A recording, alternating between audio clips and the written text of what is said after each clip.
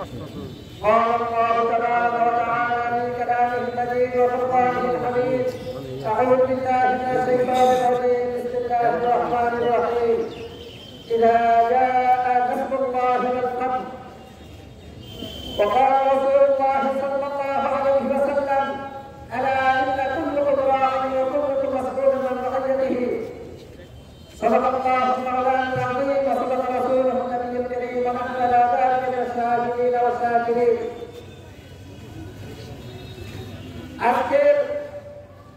ভারতের আগ্রাসনের প্রতিবাদে আয়োজিত আজকের এই প্রতিবাদ সভার সম্মানিত সভাপতি হেফাজতে ইসলামের সিনিয়র নায়েবে আমির হযরতুল ইমাম আল্লামা আব্দুল হামিদ ফি সাহেব মুজফফর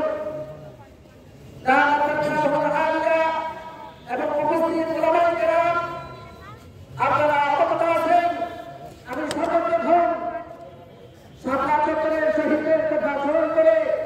সরকার সাহেবকে স্মরণ করতেছি এবং ছাত্র জনতা যারা বৈষম্যবিরোধী আন্দোলন করতে গিয়ে শাহাদাত বরণ করেছেন তাদেরকে আমি শ্রদ্ধার সাথে স্মরণ করতেছি এবং যে সমস্ত উলামায়ে কেরাম জুলুম এবং নির্যাতনের শিকার হয়েছেন তাদেরকে শ্রদ্ধার সাথে স্মরণ করতেছি। সাথে সাথে আপনাদেরকে আহ্বান জানাচ্ছি যে আমাদের সমাজে আমাদের ঐক্যবদ্ধ হয়ে দেশ এবং জাতি রক্ষার্থে এবং ইসলামকে রক্ষা করার জন্য ঐক্যবদ্ধ হওয়া দরকার। ঐক্যবদ্ধ হয়ে সরকার যাদের শাসনামলে উলামায়ে কেরাম সর্বপ্রথম নির্যাতিত হয়েছেন, উলামায়ে কেরামের আন্দোলনের কারণে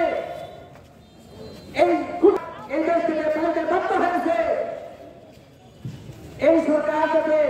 এরকম কোন জালেম সরকার যাতে দ্বিতীয়বার আমাদের দেশে করতে না পারে